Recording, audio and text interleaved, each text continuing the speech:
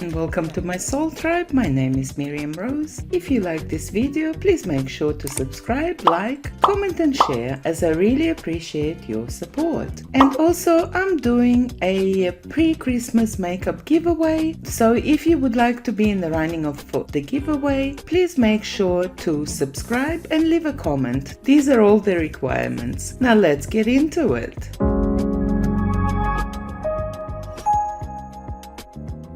Back in 2017, actor Francia Raisa donated her kidney to her close friend of 10 years, Selena Gomez. Selena had been diagnosed with lupus 6 years earlier. It's an autoimmune disease that causes the body to attack healthy parts of itself. Prior to the transplant, the star had said that her own kidneys were just done due to lupus-related organ damage.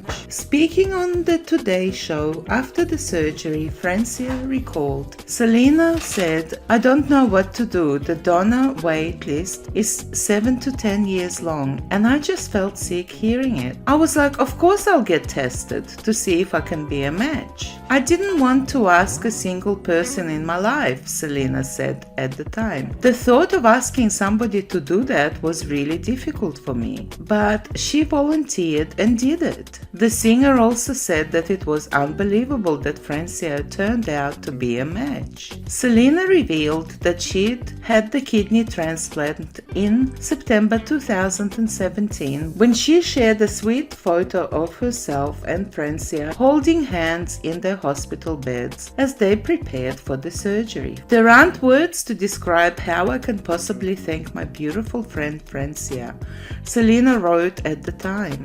"She gave me the ultimate gift and sacrifice by donating her kidney to me. I'm incredibly blessed. I love you so much, sis." The following year, Francia opened up about her experience of donating a kidney, where she revealed that the struggles she faced were a lot more in post-op recovery than Selena did. She said it's harder as the donor because we are losing something our body didn't need to lose. So trying to recover from that, and she's gaining something her body needed, she said, on Harry Connick's Jr. show. "So she's up and at it immediately, and I had a hard time. I couldn't get up without having someone help me. That was very humbling. I couldn't take a shower by myself. I had to have someone help me because I couldn't move," Francia went on. But despite the grueling aftermath of the surgery, Francia didn't express any regret at volunteering, as she said that it had made her and Selena family. "It was a big surgery. She felt bad about even having me do that because we are just friends. I'm not her family or anything. Well, I am now," she said. "She has my blood," Francia recalls. "She felt bad. We just wanted our families around, and it was cool because now I have a big family." So when Selena's new Apple TV documentary My Mind and Me came out on Friday, people were very surprised by the star's passing comment about her industry friendships. "I never fit in with a cool group of girls that were celebrities," Selena said in one scene. "My only friend in the industry really is Taylor Swift." Francia wasn't mentioned at all in the 95-minute film. E! News posted Selena's quote to their Instagram page, and Francia responded by commenting, "Interesting." At the time, some rushed to Selena's defense as they pointed out that Francia is an actor and theorized that she'd been specifically speaking about the music industry in her documentary. Selena Gomez said that her only friend in the music industry is Taylor Swift. Francia Raisa isn't in the music industry, apparently, so why get mad like that? Selena said many times that she sees Francia as her sister. one person tweeted. But when somebody made a TikTok video about the apparent Francia snub, Selena fueled backlash by commenting, "Sorry, I didn't mention every person I know." This response sparked huge criticism online, with one person writing on Reddit forum, "Every person I know, how about the one person who gave you part of her literal body? Think that name might be on the tip of your tongue? I was really rooting for Selena, but she's coming off here like a real snot." Another replied. Someone else added, "I was giving her the benefit of the doubt, but this comment is not a good look for her." Selena was previously accused of ambushing Francia into donating her kidney after doctors told her that they were a match before they told Francia. "When I found out I was a match, it wasn't the way I expected," Francia told The Self in 2018. "One day I got a phone call from Selena on FaceTime and she's like, 'We're a match,' and I'm like, 'Yay. How do you know this?' Francia went on. I had a way that I wanted to tell her when I'd made the decision." Francia admitted that she was angry when she called her social worker about the news, and people criticized doctors for telling Selena first and inadvertently putting pressure on Francia to agree to the surgery. She wanted to take her time to really think about the life-altering decision, and that was taken from her. She definitely felt pressured to do it after. One person commented on a clip of Francia interview. Just a year over the surgery transplant in 2017, Raisa online reported that Francia was unhappy with Selena's unhealthy choices after she was spotted drinking alcohol before checking into a mental health facility in October 2018. And in 2019, somebody told the same publication that Selena was fed up with feeling indebted to her friend. The truth is that Selena was tired of feeling like she owed something because she gave her a kidney. The insider said at the time, this was Francia's choice. Selena did not steal the kidney from her. In December of that year, Selena sparked backlash when she referred to Francia as the girl who gave me her kidney. But the pair appeared to rekindle their friendship in the years that followed and would often post about each other on social media, even making a TikTok video together just 4 months ago. He's a 10, but his breath stinks. And I can't fix that? You try. I thought you were gonna go. I have no words. No words. He's a 10, but he only likes to role play Star Wars. Oh, I know, right? Like, is that weird? I don't know if that's weird. It could be weird. is it weird that I've never seen Star Wars? Well, He's a 10, but doesn't like dogs. no, I'm out.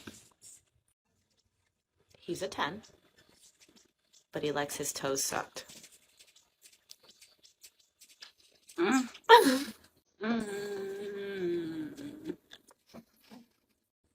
He's a 10, but he hates everything that you've ever been in.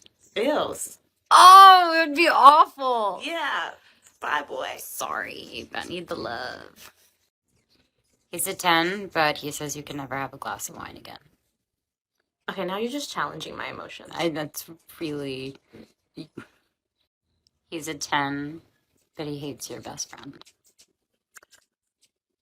I hate her too sometimes. Honestly, fair enough. So what do you think about Selena Gomez not mentioning Francia at all as her friend in the industry during the documentary? do you think that Selena is in the right here, or do you think that Francia is right about feeling like she was being used? Because when checking social media, Francia did unfollow Selena Gomez, so it seems like they're no longer friends at all after the coming out of Selena's documentary movie. I would love to know your comments. Let me know what you think.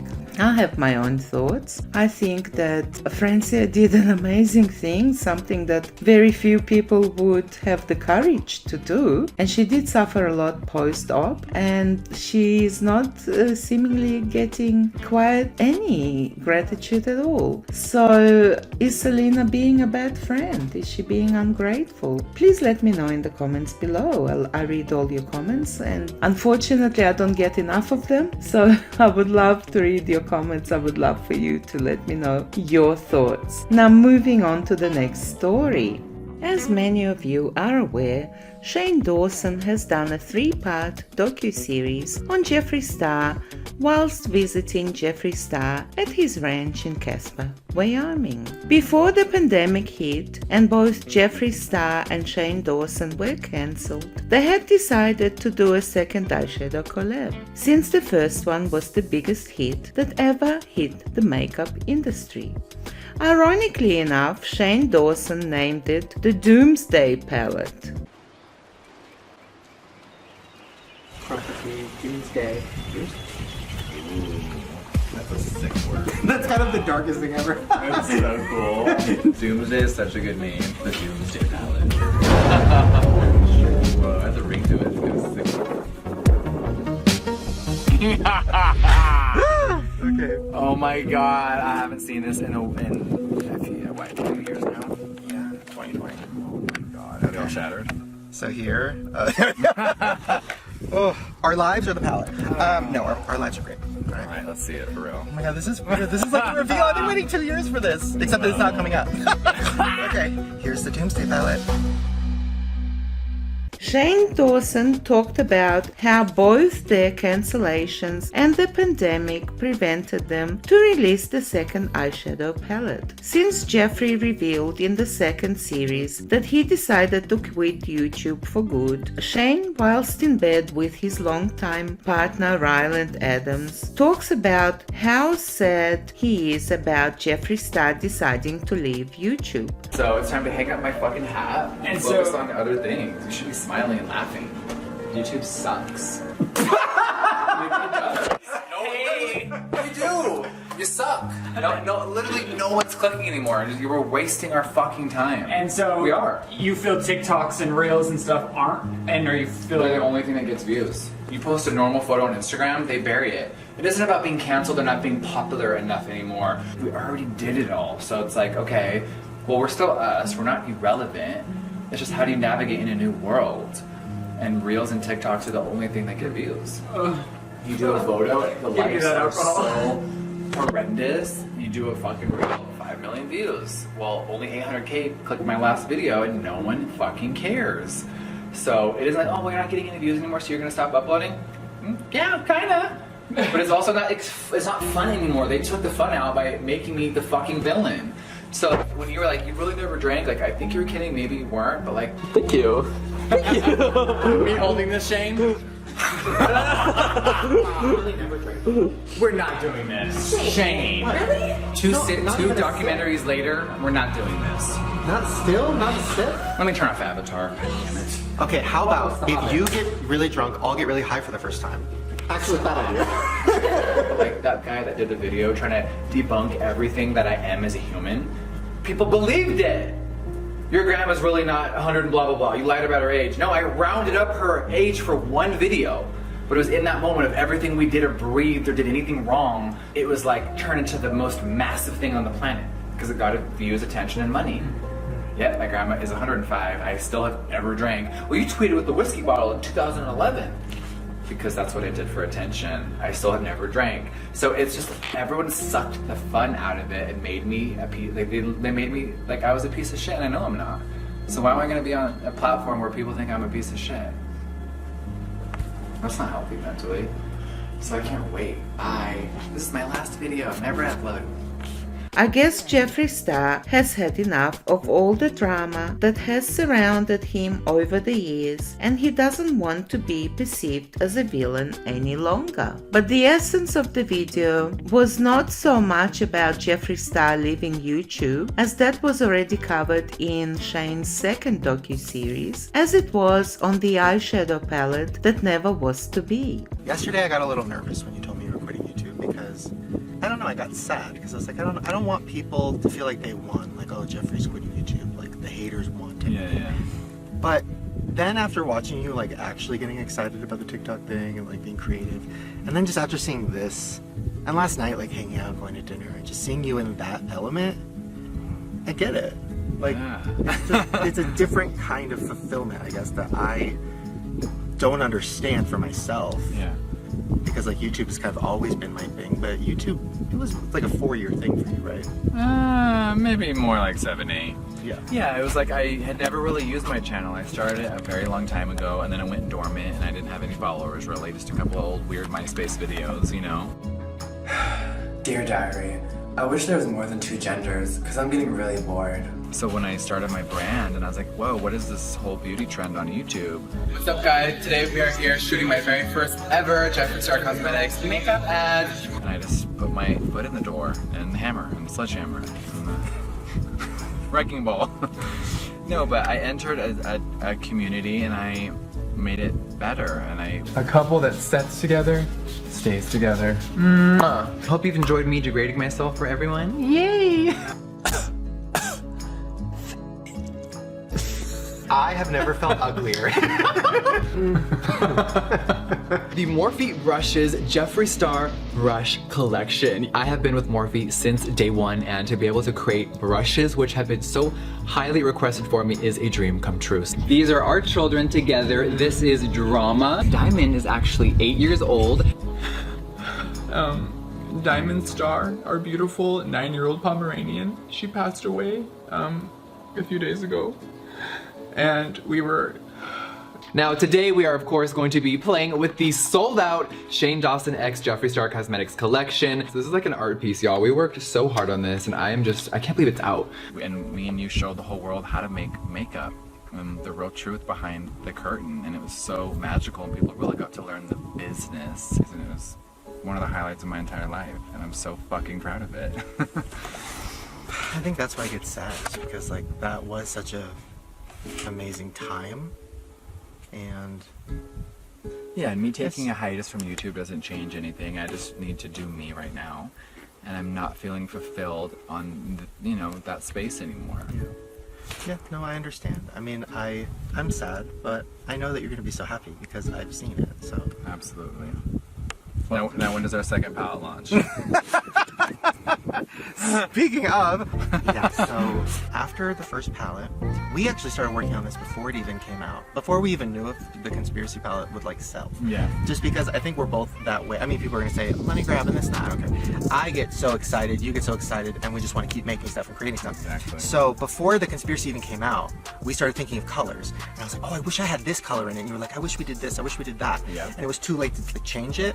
And then you were like, you know what, let's just start working on it, and I have faith that the conspiracy is going to do well. Like, let's just start working on it. Yeah. So we did, and then I think over what, like 6 months maybe, we spent going to the lab, trying new things. Yeah. And then even for me, like, I was even more into makeup. I knew what people really wanted. I was up with the trends. I was excited to try the formula. So then I started doing notes. I was like, oh, this one needs more payoff. This one you know, needs more pigment. This one needs more of a multi-shift. Like, I was like really going in. You're really into it, and that's the passion that I have that drives me to do all this still, and I love that. So Shane Dawson and Jeffree Star decided on the second palette collab, even before the conspiracy palette was released. Wow, that's a bit of a shocker. Shane goes on about naming the second palette, and this is where things become really interesting. I thought of an idea for a name that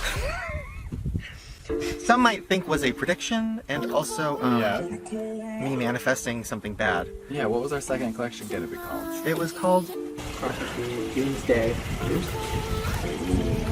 That's a sick word. That's kind of the darkest thing ever. That's so cool. Doomsday is such a good name. The Doomsday palette. Whoa, I have the ring The Doomsday palette. And such an iconic name. Oh my god. Well, So before all the crazy drama, we were gonna do Shane and Jeffree Part 2. It was gonna be called Doomsday, and then the pandemic. So fucking good. there was Survival of the Thickest. That one was for me. There was Quarantine, which, looking Oh back. my god. Looking back. Crazy. Before anything. So yeah, so then COVID hit, and that was horrible. And then Twitter hit. Yeah. So it became evidently clear. And well, we didn't do it. And listen, I'm sad we didn't. To be super honest, I also like didn't think I would ever make anything again at that point. I was like, I'm leaving the internet, I'm leaving YouTube, I'm, leaving everything. I don't. Right. So I told you, I was like, because it was at a point where we had to order stuff, and then I told you, I'm like, you know what? I know you're too nice to say this, so I'm gonna say it. Let's not do it. I don't know if I'm ever gonna do anything ever again. He really did. He kept it so real with me. Yeah, He did. I was like, I'm wow. gonna move away, or like, I don't know, but I'm leaving, and so you take this palette, and you can either put it out, or you can repurpose the shades, because they're so fucking good. Like, we worked so Yeah. hard on them, and I was like, so actually, if you look back, like, a lot of the palettes you've released since might have had one shade from it or something. Oh, absolutely. And every time it would, like, kind of make me cry, not in a sad way, but in just like, oh my god, like, that's one of our little babies. Yeah. Oh my god, wait, are these the shades already? Oh my god, wait, okay, I was not prepared. Holy fuck. Because all those old shades went into a big vault. So let's say I'm making whatever palette. Let's open up the Bloodlust palette. Oh my god. I'll be like, damn, I really need like a shift of whatever. And you just look through them all and you just pick one and purposing most of the eyeshadows, which they had created. So finally Shane reveals the complete Doomsday palette, which he has kept all along. And Shane and Jeffree both decide that it needs to go in the vault for special memories. I anticipated, along with many others, that there will be a grand reveal of their second eyeshadow palette collab, but I guess I was wrong and it wasn't meant to be. At least Shane and Jeffree still remain very good friends, and that's a good thing. So what are your thoughts and opinions in regards to the Doomsday palette? I would love to know in the comments below. And just before I leave, if you're interested in expanding your consciousness in the mind-body-spirit connection, then please visit my second channel, and I would love for you to subscribe, which is called Miriam Rose too. At least check it out. With absolute gratitude, cosmic kisses to everyone.